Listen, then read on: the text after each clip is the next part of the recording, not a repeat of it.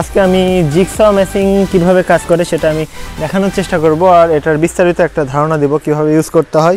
এটা আমার হাতে একটা আছে জিগসা মেশিন। তো এই মেশিনটা অনেকে চেনে না, এই মেশিনটা অনেকের কাছে নতুন, হয়তোবা মানুষ বেশিরভাগ চিনে গ্রাইন্ডিং মেশিন, ড্রিল মেশিন।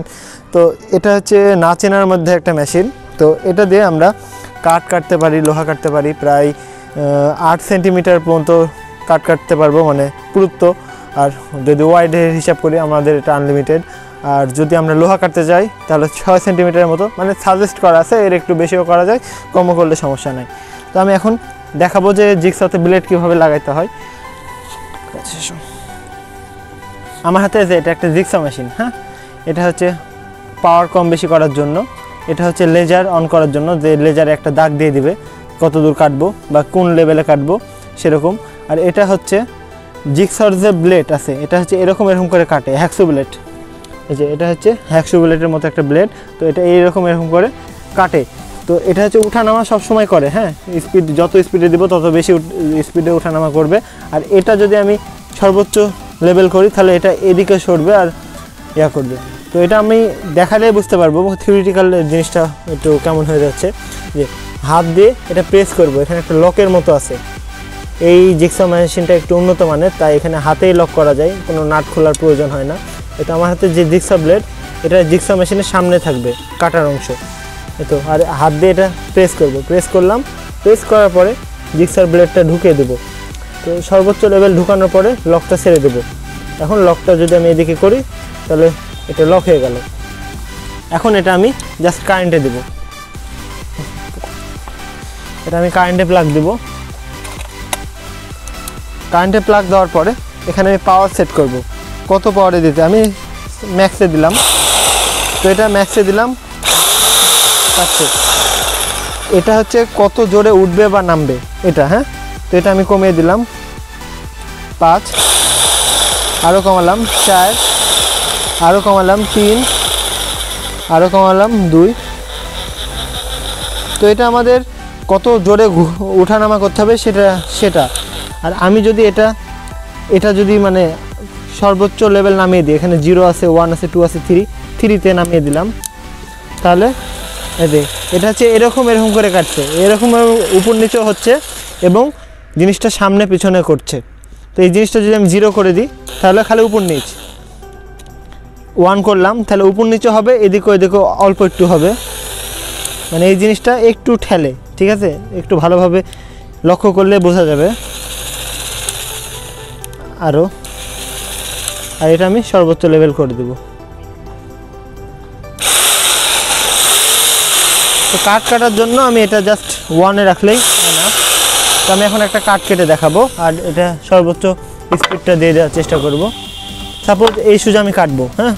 তো আমি লেজারটা অন করে দেব, যদিও বা লেজার এখন প্রচুর আলোতায় দেখা যাচ্ছে না, সেটা অন্ধকারে দেখা যায়। তো এখন আমি কাটবো।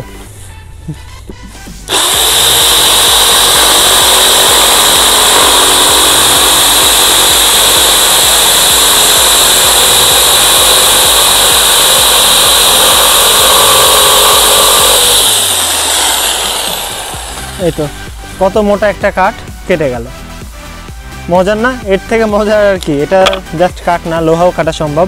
তো এই জিনিসটা কিন্তু আমার সমান হলো না বা কাটা সমান হলো না, কিন্তু এটা সমান করার একটা পদ্ধতি আছে, সেটা হচ্ছে এখানে একটা স্কেলের মতো জিনিস দিয়ে দেওয়া থাকে, ঠিক আছে। তো সাপোজ আমি এখন এই সুজা একটা লেবেল করে কাটতে চাই, একটু দূরে সরো, এই সুজা আমি জাস্ট একটা লেবেল করে কাটবো, তাহলে আমি এই জিগসর এই স্কেলটা এইখানে লাগিয়ে দেবো। এই তো একটু ভালোভাবে লক্ষ্য করলে দেখা যাবে এখানে একটা স্লটের মতো আছে। তো কতখানি কাটবো সেটা আমাকে আগে দেখে নিতে হবে। সাপোজ এত দূর কাটবো, মাপ নিয়ে নিলাম, মাপ নেওয়ার পরে জাস্ট এখানে টাইট করে দেব। এখানে স্কেলের পরিমাপটাও দেওয়া আছে, কত ইঞ্চি বা কত সেন্টিমিটার, এখানে এটা হচ্ছে সেন্টিমিটারে দেওয়া আছে।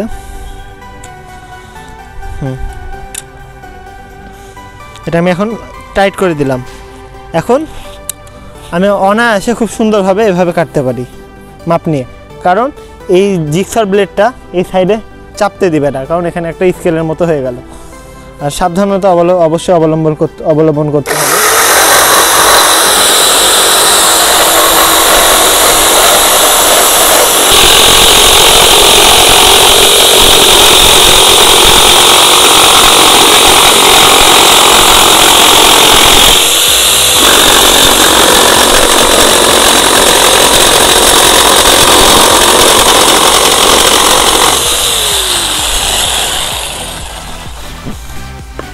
জিগসা মেশিন আসলে আমি প্রথমবার চালাচ্ছি, সুন্দরভাবে কেটে গেছে জিনিসটা, কিন্তু ফ্ল্যাট আকারে কাটলো। কিন্তু আমি যদি চাই যে এইভাবে অ্যাঙ্গেল করে কাটবো বা এইভাবে অ্যাঙ্গেল করে কাটবো, মানে জাস্ট একটা ফালি, কত ডিগ্রি অ্যাঙ্গেলে ফালি করব, জাস্ট এইভাবে কাটবে। আমি তো সোজাসুজি কাটছি, ঠিক আছে। এইভাবে কাটতে চাইলেও এখানে আরেকটা ফাংশন দেওয়া আছে, সেটা হচ্ছে জিগসর টেবিলের মতো এটা একটু অ্যাঙ্গেলটা চেঞ্জ করা যায়। এখানে দুইটা স্ক্রু আমি খুলবো, মানে ঢিলা করব। দুইটা স্ক্রু আমি যদি ঢিলা করি, আর জিগসা কিন্তু অনেক রিস্ক এটা চালানো, অবশ্যই সাবধানতা অবলম্বন করে চালাবেন। এখন জাস্ট আমি কতখানি অ্যাঙ্গেল প্রয়োজন, এখানে অ্যাঙ্গেল লেখা আছে কত ডিগ্রি, তো যত ডিগ্রি অ্যাঙ্গেল প্রয়োজন সেখানে আমি অ্যাঙ্গেলটা সিলেক্ট করব। সাপোজ এরকম ব্যাকা আমার দরকার, এরকম বেঁকা দরকার, এরকম। তারপর আমি টাইট করে দেব।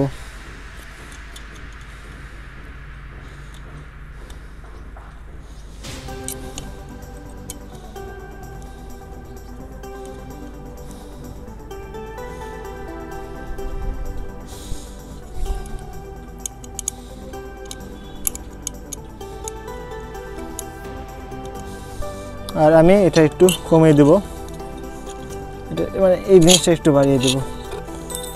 এখন আমি দেখাই।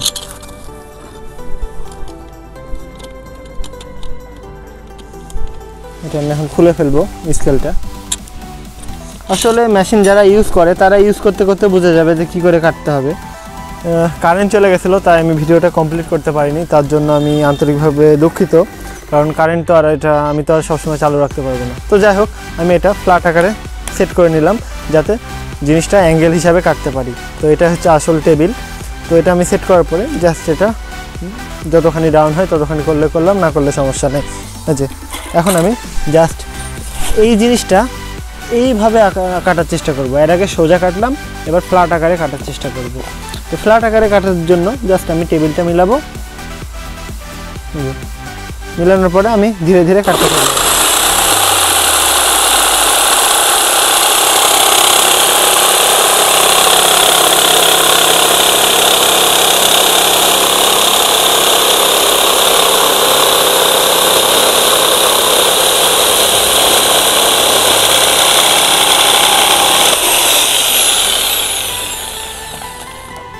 খুব সুন্দরভাবে কেটে গেছে।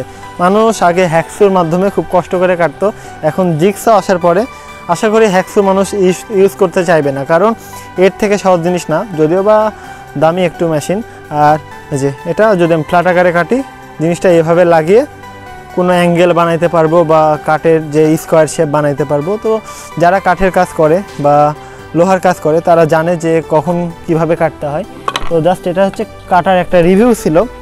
আর বরাবরের মতো এটাই বলে নিই একবার যে এটা হচ্ছে কম বেশি করার মেশিন।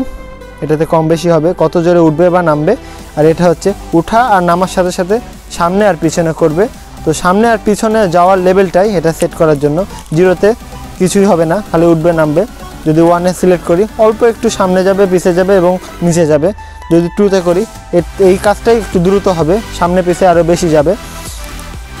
3-এ দিলে সামনে পিছে আরও বেশি দিবে, মানে বেশি যাবে। আর এখানে এটা হচ্ছে লেজারের জন্য, এটা চাপ মারলে এখান থেকে আলো বের হবে লেজার, এবং তলেও লাইটটা জ্বলবে। এটা ছিল জিগসা। আর যেগুলো ভালো জিগসা সেগুলোর পিছে একটা ভ্যাকুমের জন্য জায়গা দেওয়া থাকে, এটা হচ্ছে ভ্যাকুমের জন্য। এখানে যদি আমি কোনো ভ্যাকুম বা এই যেটা হচ্ছে হাওয়া টেনে নেয় সেটা লাগাই, তাহলে যে জিগসা চালানোর সময় যেই ধুলাবালি বা কাঠের গোড়া উঠছে সেটা উঠবে না, ভ্যাকুমের মাধ্যমে টেনে সেটা কোনো জায়গাতে জমা হবে বা সেটা বাইরে ফেলে দিবে। তো এটাই ছিল আজকের জিগসা রিভিউ। তো ধীরে ধীরে তো আমি চেষ্টা করছি নতুন নতুন মেশিন আপনাদের সামনে আনার। আজকে চেষ্টা করলাম নতুন একটা মেশিন, আর মেশিনকে খুবই ভালোবাসি আমি, এই জন্য মেশিন নিয়ে খেলি, মেশিন নিয়ে নতুন নতুন জিনিস বানাই। আর একটা বিষয় হচ্ছে, যখন আমরা মজার মজার প্রজেক্ট বানাবো তখন, বা বড় বড় প্রজেক্ট বানাবো, তখন আমরা এই মেশিন ইউজ করা দেখাবো না, জাস্ট কাটবো, কাজ করবো এই। তো মেশিনটা যাতে আপনার ইউজ করতে সমস্যা না হয়, এই জন্য আমরা মেশিনগুলো ট্রেনিং দিচ্ছি আপনাদেরকে।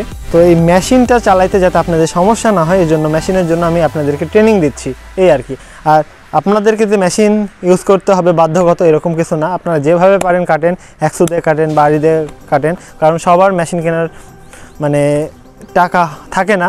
তো আমার ভাল লাগে মেশিন কিনতে, আর মেশিনগুলো জমা করে রাখি, নিজের মেশিনের অধিকারী হতে খুব ভাল লাগে। আর ধীরে ধীরে আপনাদেরকে নতুন নতুন মেশিন আপনাদের সামনে নিয়ে আসবো এবং আপনাদেরকে ট্রেনিং দিতে থাকবো, এবং প্রজেক্ট যখন করব তখন সেগুলো তো আপনারা শিখবেন, সমস্যা নাই। আজকের মতো এই পর্যন্তই। ইনএস নল সাইনিং আউট।